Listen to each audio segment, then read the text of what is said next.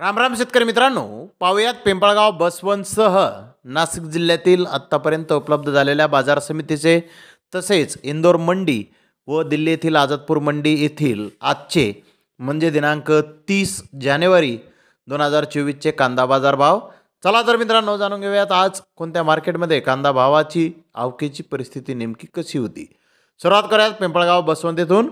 पिंपळगाव बसवंत येथे 10,800 क्विंटलची आवक आली होती. सरासरी कांद्याचे भाव 1,000 रुपयापासून 1,100 रुपये क्विंटलपर्यंत निघाले. तर टॉप क्वालिटीचा एक लॉट 1,452 रुपये क्विंटलपर्यंत विकला. आमदार सोले 12,000 क्विंटलची आवक होती. सरासरी कांद्याचे भाव 1,000 रुपयापासून 1,150 रुपये क्विंटलपर्यंत निघाले. तर टॉप क्वालिटीचा एक लॉट 1,312 रुपये क्विंटलपर्यंत विकला. लासलगाव येथे सरासरी कांदे 1,000 रुपयापासून 1,160 रुपये क्विंटलपर्यंत विकले. तर टॉप क्वालिटीचा एक लॉट 1,312 रुपये क्विंटलपर्यंत विकला.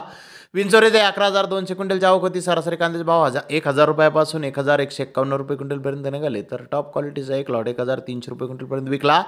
नांदगाव येथे सरासरी कांदे 1,000 रुपयापासून 1,160 रुपये क्विंटलपर्यंत विकले. तर टॉप क्वालिटीचा एक लॉट 1,300 रुपये क्विंटलपर्यंत विकला. चांदवड येथे सरासरी कांदे 1,000 रुपयापासून 1,180 रुपये क्विंटलपर्यंत विकले. तर टॉप क्वालिटीचा एक लॉट 1,418 रुपये क्विंटलपर्यंत विकला. लाल कांद्याची गोल्टी 500 रुपयापासून 650 रुपये क्विंटलपर्यंत सरासरी विकली. तर जास्तीत जास्त 1,183 रुपये क्विंटलपर्यंत विकली. दिल्ली येथील आझादपूर मंडी येथे आज विक्रीसाठी 92 गाड्यांची आवक होती. महाराष्ट्रातील सरकारी कांदे 1,200 ते 1,400 रुपये क्विंटलपर्यंत विकले. तर बेस्ट क्वालिटीचा नाशिकचा कांदा 1,400 ते 1,600 रुपये क्विंटलपर्यंत विकला.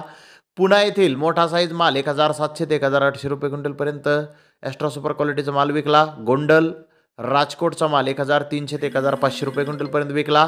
महुवा भावनगर येथील कांदे 1,400 ते 1,600 रुपये क्विंटलपर्यंत विकले. तर इंदोर मंडी येथे आज ॲव्हरेज कांदे 600 ते 1,000 रुपये क्विंटलपर्यंत विकले. तर सुपर क्वालिटीचे कांदे 1,100 ते 1,200 रुपये क्विंटलपर्यंत विकले. तर धन्यवाद मित्रांनो, आपण माझा व्हिडिओ शेवटपर्यंत पाहिल्याबद्दल. व्हिडिओ आवडल्यास लाईक करा, शेअर करा.